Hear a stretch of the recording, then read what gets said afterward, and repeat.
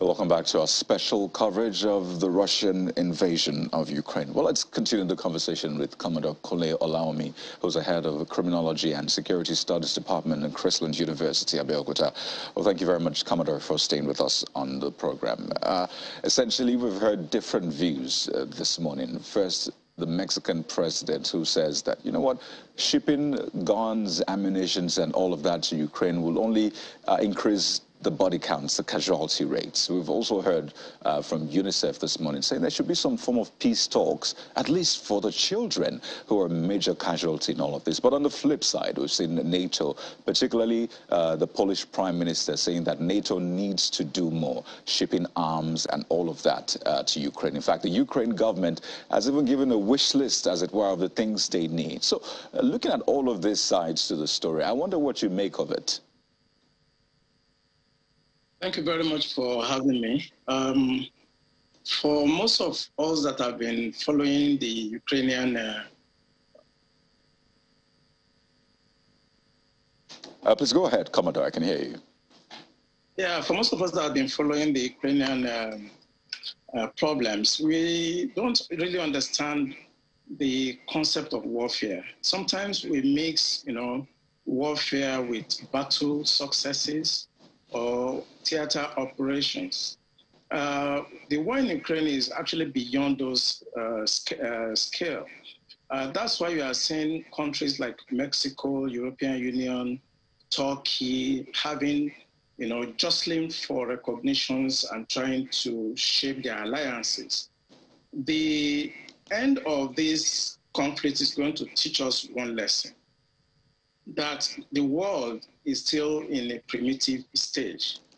Because this war is actually unnecessary, but there are also benefits, and that's what people don't know. Whatever Mexico is saying, whatever the EUs are doing, and whatever Turkey is doing, if you look deeply, you will see that everybody is jostling for how best they can benefit from this crisis. If you look at the American antecedents in Iraq, in Syria, in Libya, countries go to war for the benefits. One of the benefits of warfare is that it creates employment. And people may not know that. If you want to create employment at home, war economy is one of the ways to do that. The other thing is that war generates additional economic activities. And most importantly, war actually generates the development of new technologies as well, which normally filter through other industries. For instance, Lockheed Martin, which is an American company, has sold more than 58.2 billion weapons in few weeks of this war, even though there are effects which all of us are concerned, like refugee crisis, the shake-up in the global relationship, especially with NATO. Look at Finland and Sweden also trying to jostle for advantage. And the thing that worries Africans, for me, is the rise in food prices and inflation. And look at the fuel crisis that we're going through. So for me, anytime we discuss Ukraine, people try to analyze them from the tactical level. Ukrainian debacle is beyond what we are seeing. It's going to be a long haul. The Americans are taking advantage of this. The European Union, they are taking advantage of this. But the people that are going to suffer are the Ukrainians themselves. And perhaps that's even more reiterated by the statement from the UNICEF Regional Director for Europe and Central Asia, saying, the number of children displaced is staggering. And of course, this is going on and on, talking about children being severely traumatized and the fact that a lot of them have essentially dropped out from school. So imagine what that will do to the nation in 10, 20 years. But I noted from the Mexican president's statement that there wasn't quite a solution put forward. Yes, he did say that, well, there's no point shipping guns and all of that. It would only cause the casualty figures to rise. But it looks like a lot of people are speaking about what they don't want to be done, but what should be done has been the question. So do you think that we're just going round the elephant in the room and not touching on the solution to this crisis itself? Yeah, thank you for that question. Usually we look at the immediate effect, you know, and that's why most of the pundits that comes to discuss this, they are fixated with the effect. That's the immediate effect of this war. What is the solution? The solution lies with the deep state. Imagine what the Russians are asking for. They are asking for things that are impossible. For example, they are saying that Ukrainians should be neutral. They are talking about disarmament. If you look at the Budapest memorandum that actually, you know, removed the nuclear facilities from Ukrainian soil effectively, what has that actually gotten us to? All those countries that participated in the Budapest memorandum, they are nowhere to be found now supporting Ukraine. You understand? Now, the Russians are also asking for security guarantee. What do you mean by security guarantee? They are asking for denazification. Look at the Azov battalion. They have been neutralized effectively. How can you be asking for denazification within a country? Then they're also talking about, for example, suppression of Russian language. And they are claiming to the Donbas region and the two breakaway republics. Let me tell you, this is going to be a long haul because there's no immediate solution. In negotiation, you cannot begin to ask for what is impossible.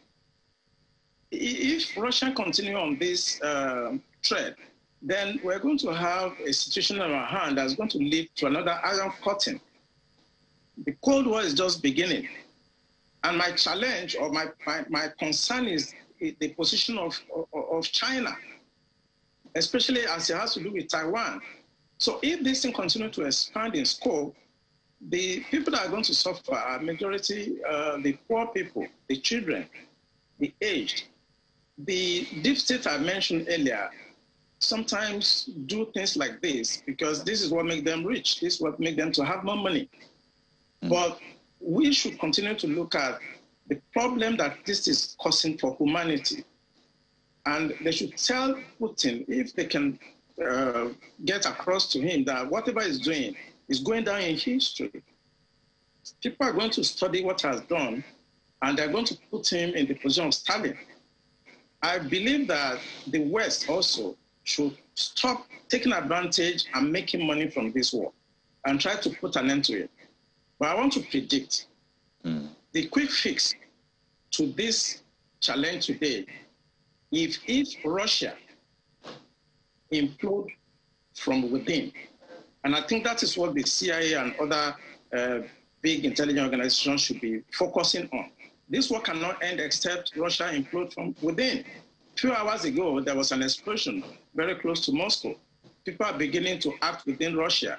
And I think this is going to be a quick fix. That's to answer your question. How do we end this? It's for them to focus on the implosion of Russia from within. So you're supporting the shipment of more arms to Ukraine, I mean, supporting the view of the Polish Prime Minister and others, as opposed to the view of the Mexican president who says, well, let's stop with the shipment. I think I want to support the Mexicans. But you know, the Mexican president does not understand that there's what we call the war economy. I just mentioned that Lockheed Martin's, a US-based company, has made about $58 billion within a short time. So Mexican does not understand that people are making money from this, and people are actually generating employment from this, and people are actually, you know, trying to develop new technologies from this and testing their weapons. This cannot really stop. Well, my opinion is that shipping of more weapons to that theater is going to actually do two things. It's going to escalate. It's going to prolong the war. However, it's going to enrich a lot of countries as well. Oh dear. I'm glad you pointed that out. And back to one of the points you made earlier, Commodore, that, you know, this war is essentially showing the world that it's still at a primitive stage. And I find that quite interesting because, if anything, you'll hear that this is the most advanced stage of humanity in terms of technology, science, and all of that.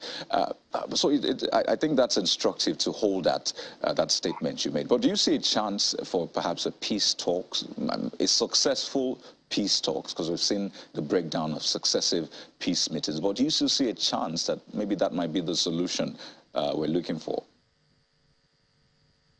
Yeah, there's a chance.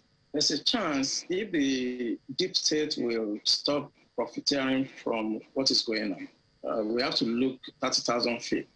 It's not about what is going on the ground. The deep state should try to stop profiteering from this. But let me also try to quote Kissinger. Kissinger said that for peace to return to the eastern part of Ukraine, the Ukrainians should try to concede the Donbas region and Crimea. I want to agree with him. If you want to have a safe, face-saving program for Putin, you should allow him to have the 20% that he has already taken and try to negotiate from that position. That way, Putin will come out of this crisis as the winner, because the Russian-speaking population in the east and almost 70% Russian-speaking population in Crimea definitely will be happy for that, and I think Russia will be happy with that status quo. So there's a way out. So apparently, Commodore, you're saying that not all of the demands of Russia well, is impossible, because essentially earlier on you said Russia is asking for impossible things. So this one is possible, at least. Yeah, in 2010, I was in National Defense College, and we went for a strategic tour of Ukraine. We did a profiling of their military and also the people. I lecture strategic culture in the university. The culture, the challenge is going to be the culture of the Ukrainians. The Ukrainians are very hard people, and they will not want to concede any territory to Russians. But this is, for me, the way out, because the population in that place, actually, they are pro-Russian. So it's a way to, I think, to allow them, the Russians, to have 20% part they are occupying now, and try to draw another boundary for the Ukrainians. In negotiation, I did negotiation at Harvard. Usually what countries do is to bring up to the table an impossible criteria. They know they cannot achieve it, but they bring it up, and you start negotiating from a very difficult position until you get to that point where they really want. I think what the Russian wants is just to have that area, the Donbas region, and the Crimea, and perhaps the Black Sea. That's going to be a tough call for you to allow them to have the Black Sea. But I think the peace that is possible right now is for them to negotiate, for them to have what they have now, and let the Ukrainians lick their wounds, losing the 20% of their territory. I think in the negotiations, that's called the door-in-the-face technique, essentially. Come with the huge one, and then you try to step it down. But on a final note, Commodore, there are rumors that the strength of Russia might be waning, flagging. What's your take on that as we wind down? Of course, that's what the West wants. During the Cold War, you see that the Americans kept on pushing the boundaries. Even after they have decapitated the Soviet Union, they kept on pushing the boundary. I think the next phase now is to weaken Russia. And no doubt, this is going to weaken Russia economically, militarily, and by the time they start imploding from within, in the next 5 years, let me see, in the next 10 years, Russia is going to actually go down maybe to the either about 4th position in the global power index. After China, that is going to emerge from this, they're going to benefit from this. They're going to emerge, number 1, followed by the European Union, then followed by the United States, and I think Russia is going to go to number 4. Quite interesting prediction, but we'd like to thank you so much, Commodore Kunle Olawumi, who's the head of the Criminology and Security Studies Department in Chrisland University, Abeokuta. Thank you for your thoughts on the program. It's good to see you again, Commodore. Thank you.